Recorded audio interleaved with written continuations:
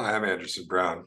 The philosophical community sometimes has these conversations that seem perhaps a little bit outlandish. Usually there's some sort of fairly good reason, but it's also fun and everybody wants to sort of strut their stuff. We had a conversation going about zombies that was very prominent for a while, a conversation about simulation theory.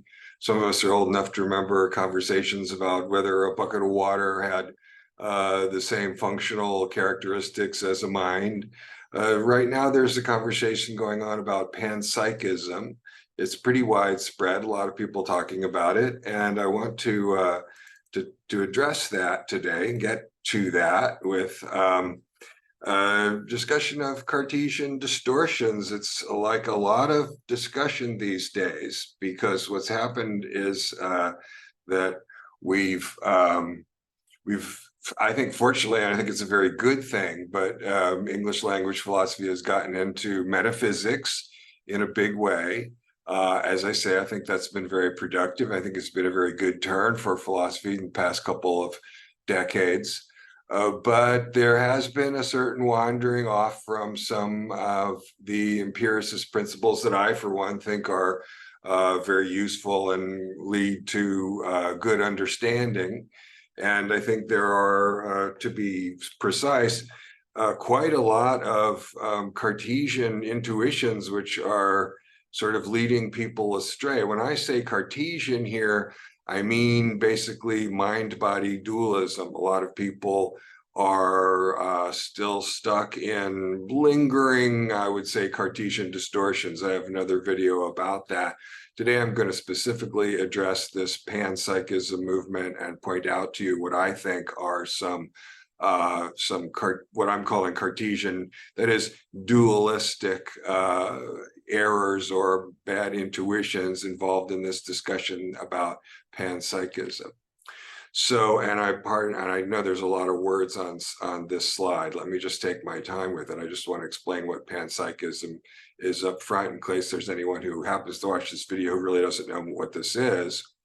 First bullet point, panpsychism is a metaphysical position that is a position about what sorts of things exist. This is one that holds that everything that exists, or we could say everything in the universe, has mental properties in addition to physical properties. It's a dualistic view. That is, it says there are two kinds of properties in the world, as opposed to the widespread contemporary view that only physical entities, processes, and properties exist. Again, a sort of common sense metaphysical view today is that, if there's anything like a common sense metaphysical view, is that is some sort of naturalism or materialism, physicalism, you could call, there are variations on that theme, that there's only one kind of thing that exists. And so in psychology, then, the idea would be that we could naturalize psychological descriptions in the psychological vocabulary. We could give a semantics, if you will, that what we're referring to with psychological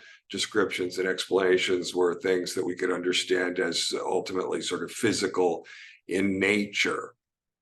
Again, a dualist view is one that says that can't be done because there are mental properties that just simply are not physical properties. They're real properties, but not physical properties. Again, that's a dualism, just as much as someone who said, say, that God created the universe, so therefore there was God, and then there was the universe. That would be another example of a kind of dualism.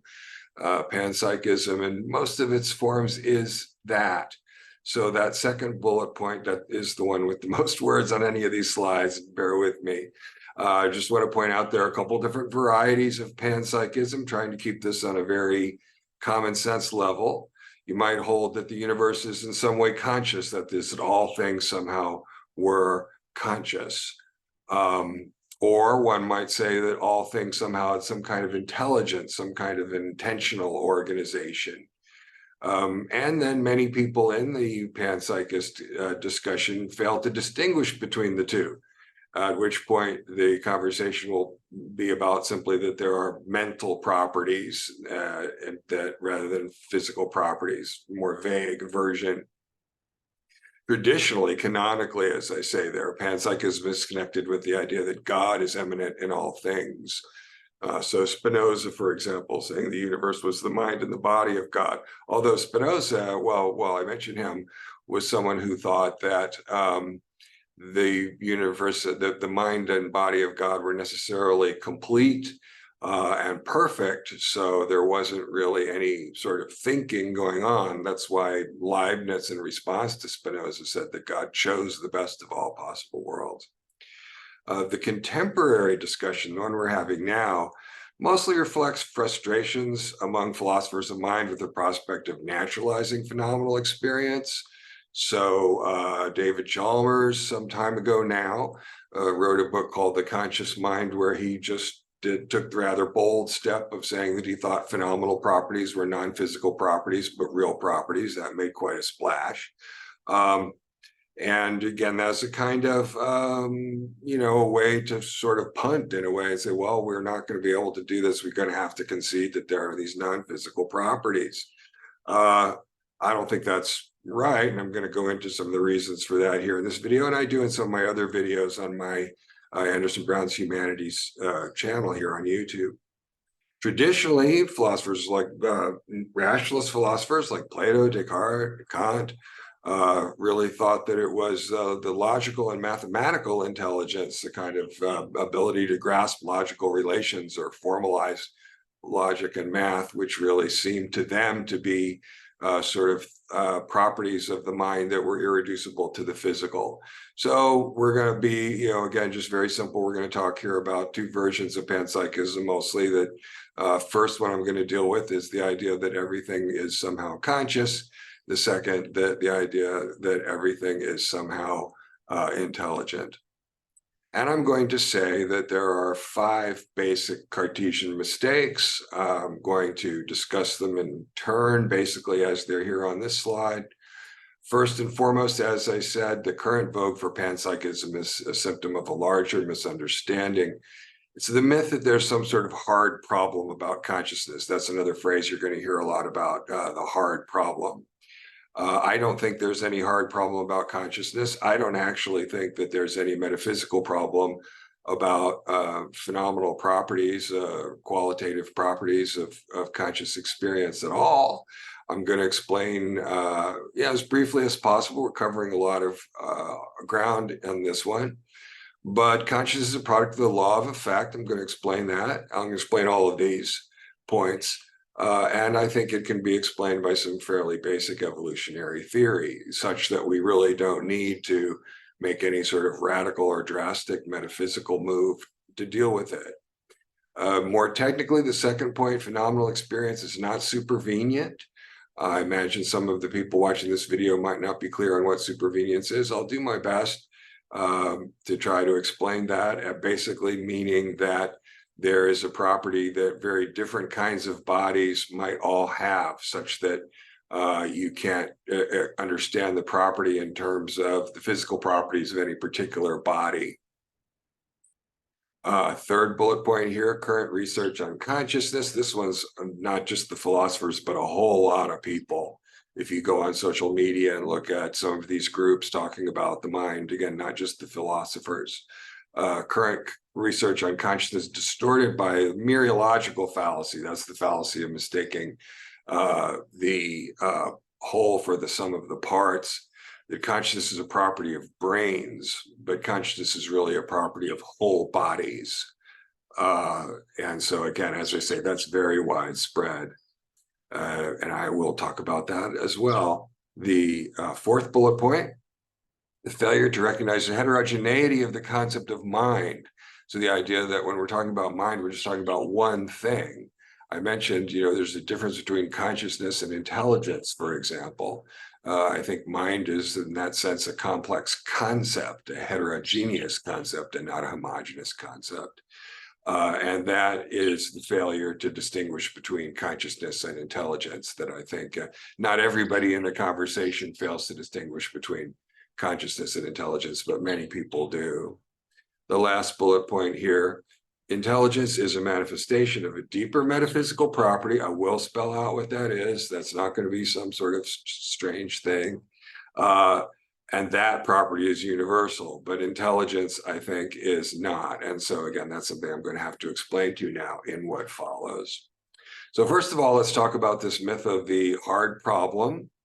Many people, at first bullet point, many people in cognitive studies and philosophy of mind today, right, would object to the suggestion there are mind-body dualists. Of course, everyone would say we're not mind-body dualists, for heaven's sakes. But dualist intuitions are hard to lose and continue to be the norm in this community, not, of course, not just amongst philosophers, but among the general public very much as well. And that's one of my sort of themes as a philosopher. I think we really have not, if you ask people in the abstract about the mind, they'll plump for naturalism and say, of course, we're materialists here in the beginning of the 21st century. But these dualist intuitions are really all around all the time. And it's something that I think is fascinating. It's something that I spent, as I say, a lot of time thinking about or talking about as a philosopher. Second bullet point, some intuit falsely that matter as we conceive it cannot develop mental properties. Again, this makes those folks are just the same as folks from time immemorial. And so they propose that we simply reconceive it as having these. That is, you could say that there was something that was completely different from matter, that somehow had a mysterious interaction with matter. That's the way Descartes thought about it in the 17th century. Or you could try saying that matter itself had in it intrinsically these mental properties as well as physical properties. But those mental properties in that case, remember, still are not reducible or identifiable or understandable in terms of the physical properties. So it's really, it's a refinement, but it's not really different in that sense from saying that you think there's something mental that's completely different from the physical altogether. You're saying there could be no closed physical explanation of the origin of conscious beings.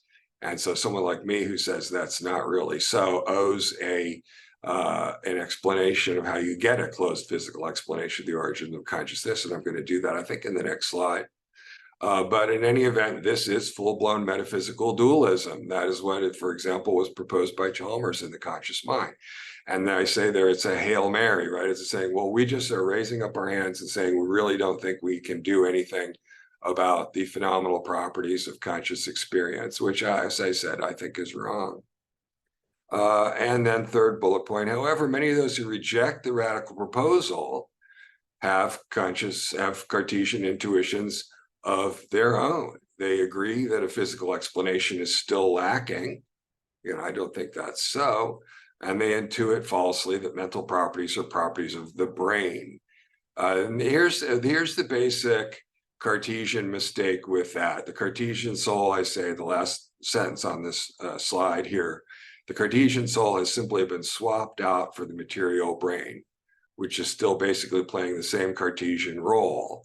It's still the same mistake. It's only that someone says, well, I'm not a dualist, so I guess I'll say that instead of the immaterial soul being the center of consciousness, the brain is the center of consciousness, but the brain is still just playing exactly the same role as it did before, as the immaterial soul did before. It's just swapping one out for the other. Whereas, in fact, the reality is that consciousness is a property of the whole body. So this whole investigation, we're going to sort of find where the frequencies are, which are the frequencies in the brain that give rise to consciousness and all that, is just, I think, very patently mistaken. So you've got the people who say, well, no, you can't really do it. You've got the people who say, well, we'll do the brain science, we'll do it. I think they're both wrong. So let me cash in that IOU then. I think it can be done fairly simply. Again, talking about Darwinian consciousness. The law of effect that states that positive outcomes reinforce and negative outcomes extinguish. This principle is the foundation of Darwin's empiricist theory of speciation. You get speciation through natural selection. So you have a set of replicators.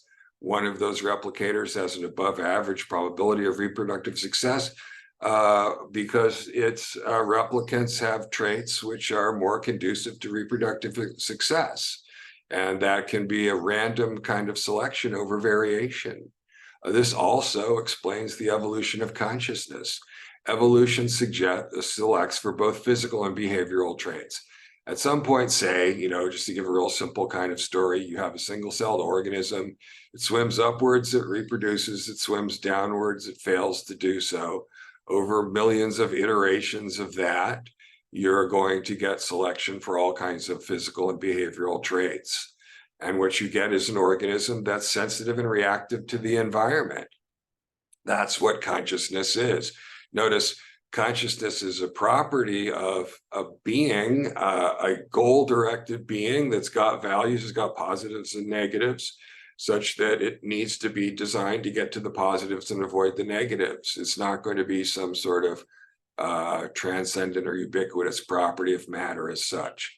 And notice, this is the last sentence in the second bullet point, this Darwinian explanation is a closed physical causal explanation. If it's right, if I'm right in saying that consciousness is something that is a property of a being that has a life with values, positives and negatives, and the law of effect is going to then give rise to an acute sensitivity and reactivity to the environment. That's a closed causal physical explanation of the origin of consciousness. And I think it's really, I think it's really pretty straightforward, and it's a much simpler explanation than some sort of very outre panpsychism, for heaven's sakes. Last bullet point on the slide. Cartesians object that there are qualitative properties of conscious experience. These are these qualia we hear about that are not explained by the teleological explanations. The false intuition here is these qualities need some further explanation.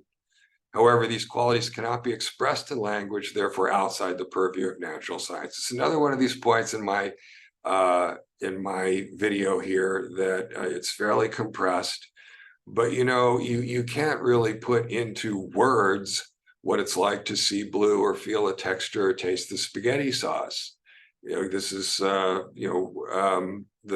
point about the limits of language, and science is a body of language. That is, science is a human artifact. It's a description, an explanation of the world.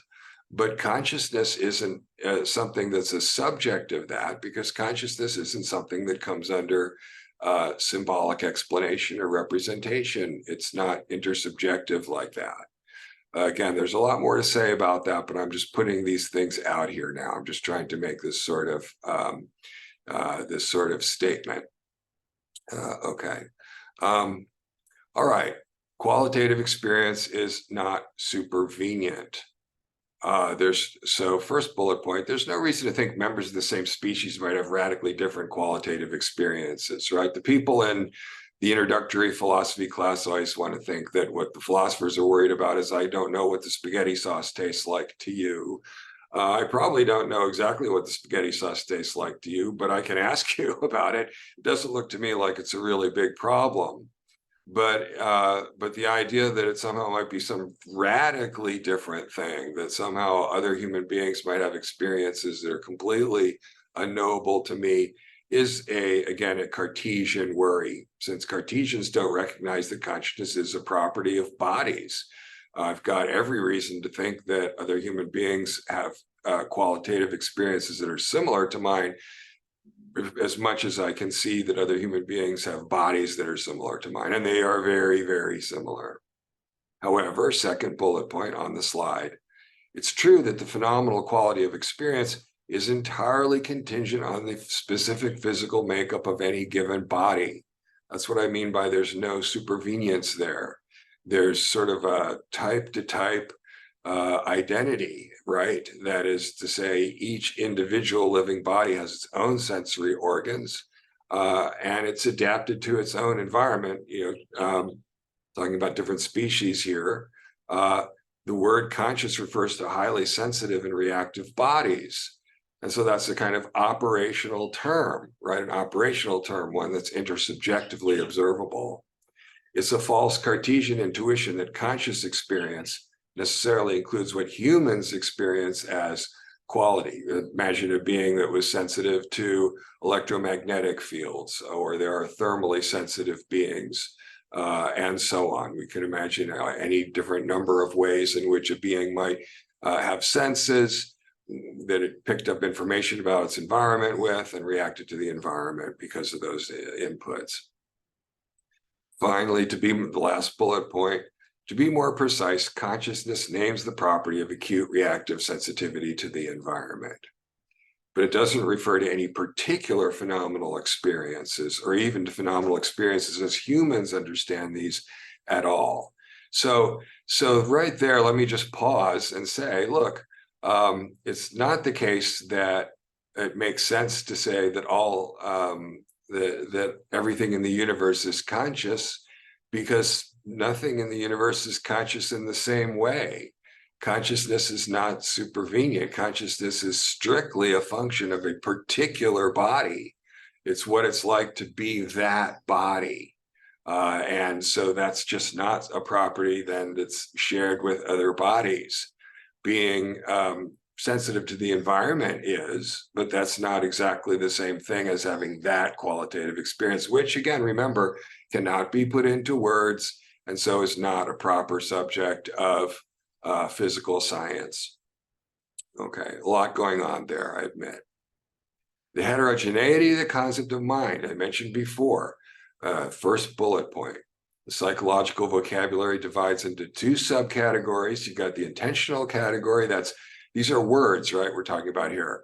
The intentional words are words like belief, desire, hope, fear, expectation, suspicion, intention in its usual sense, and so on.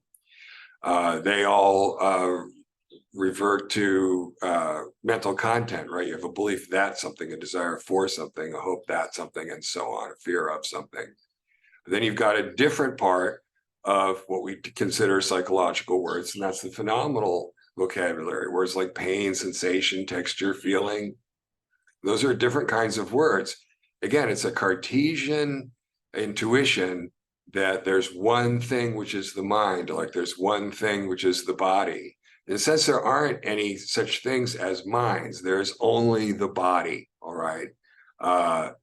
And so then it turns out that the concept of mind is a complex concept. Our psychological vocabulary talks about a number of different things. It picks out the intentional description of us in terms of our goal-directed behavior, but psychological talk also covers the goodness and the badness of our experiences when we're telling each other about seeing things we take to be beautiful or having sensory experiences. The intentional vocabulary refers to mental content and describes intelligent behavior. The phenomenal vocabulary refers to and describes qualitative experience or consciousness. This is a really important point because sometimes people think there's got to be one theory of mind. And so they think then that if there's problems, say, with capturing phenomenal conscious qualities in functional terms, right, then it must be there's something wrong with functionalism, but that's not the case. Functionalism is just fine for dealing with intentional intelligence. You need some other way of handling consciousness. They're not the same thing. They both come under the concept of mind, but they're not the same thing. So second bullet point, then the misleading Cartesian, and Kant also has a very influential argument about this. Intuition here is that mind refers to one unified referent. When we're talking about the mind, we're talking about some one thing. This is a legacy of the traditional Cartesian belief that the mind is something separate from the body, notice, right? Because it's when we realize that there are no minds in that sense, there is only body. And that's when we are not going to be falling victim to that false intuition anymore. Last bullet point. A principal confusion is that because functional descriptions do not refer to qualitative experience, there's a huge discussion about this in philosophy of mind, then functionalism is inadequate as a method for modeling intelligence. But as I said, intelligent beings need not be conscious. This is the root of that whole zombie discussion that went on for years and years. But once you understand the heterogeneity of mind, you see that a lot of that conversation was very much in vain. We just need one theory to deal with intentionality, and we need another theory to deal with consciousness, because they're just not the same thing. All right. So I think I've laid out my basic reasons for thinking that pan-consciousness is false, but I think pan-rationality, or pan-intelligence, if you will, is also false. So I'm going to deal with that now. First bullet point. Intelligence, unlike consciousness, is a supervenient property. The human, the extraterrestrial, the dolphin, and the intelligent artifact, say, the set of all rational beings, all share the property of rationality, just like the set of all circular things all share the property of circularity, or as in Plato's Phaedo, the set of all harmonic instruments all share the property of harmoniousness, yet all have different bodies. Notice that Plato was on to supervenience in 2,500 years ago. And this is the motivation for functionalism, a kind of non-reductive materialism. Every rational being is a physical being of some kind or the other. That's the materialist part.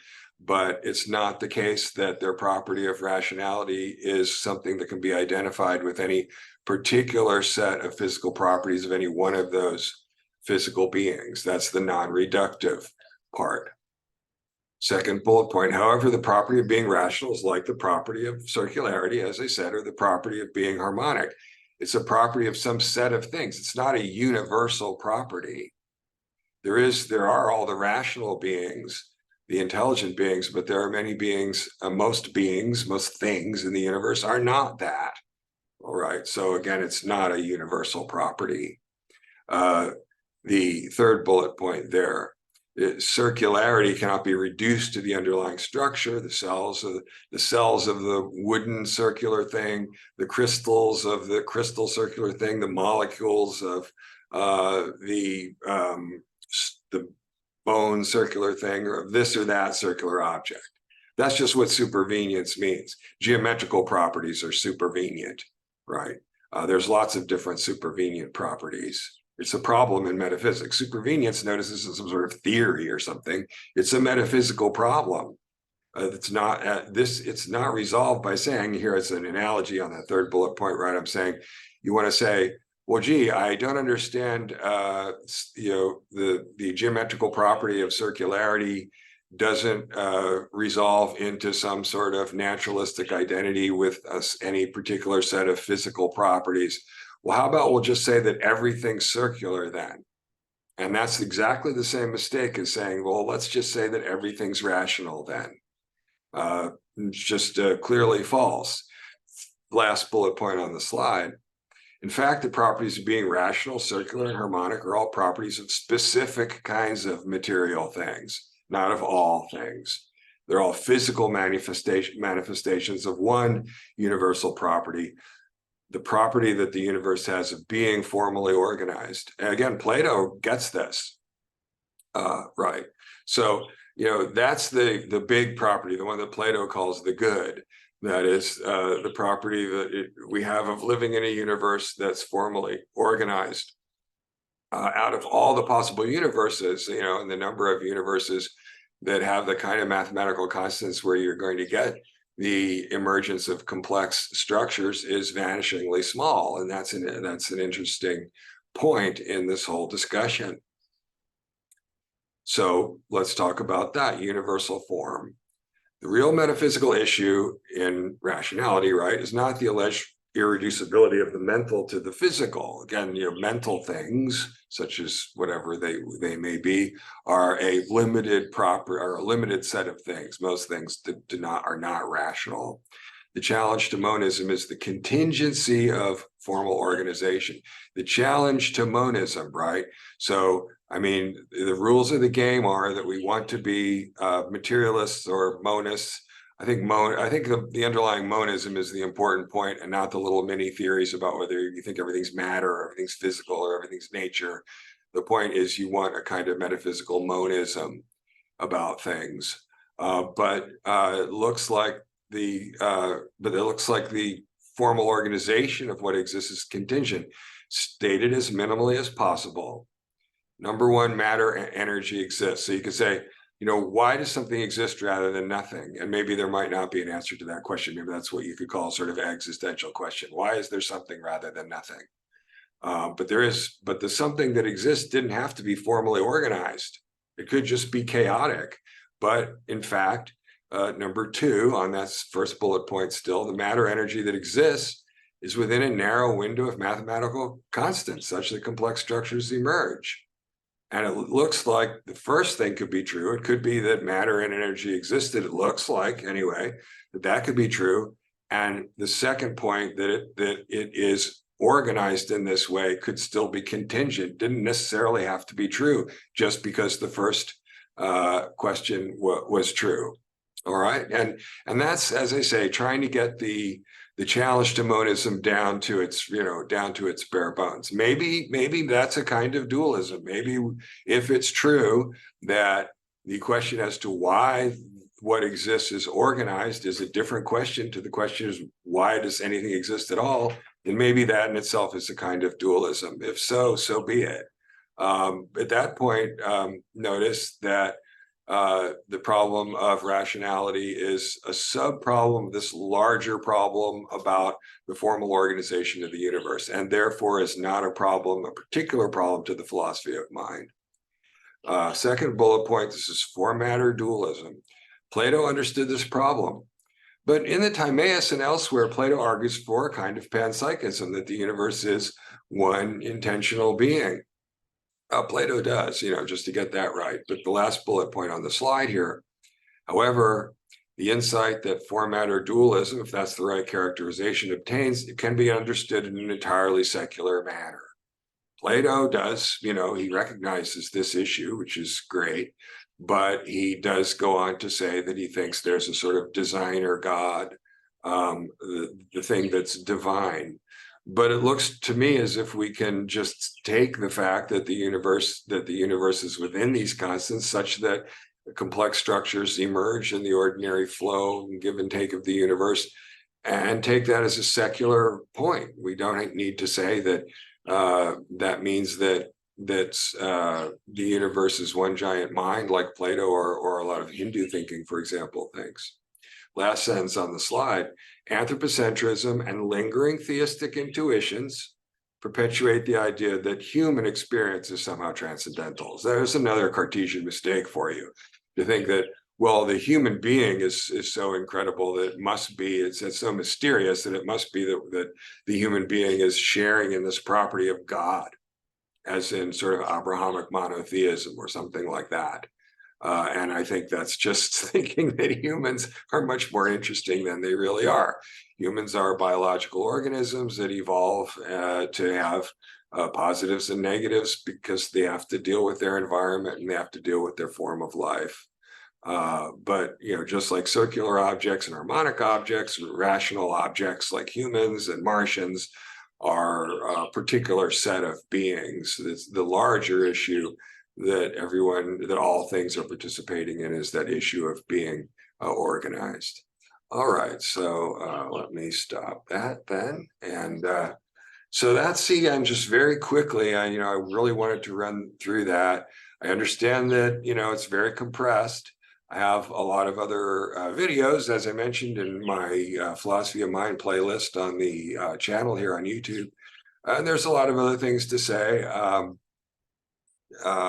Do intend to write that up in more detail, but just really want to get it out because it does seem to me that this ongoing conversation about panpsychism is really kind of off the rails. And I think that's because of everyone's interest in metaphysics, which is a good thing. People have really sort of wandered away from some fairly basic empiricist principles that I think are important. So I hope that wasn't too fast. And I hope that that does people some good. And I thank you very much for listening, if you're still with me here. And I shall see you another time with more observations here on YouTube. Thank you very much. Bye-bye.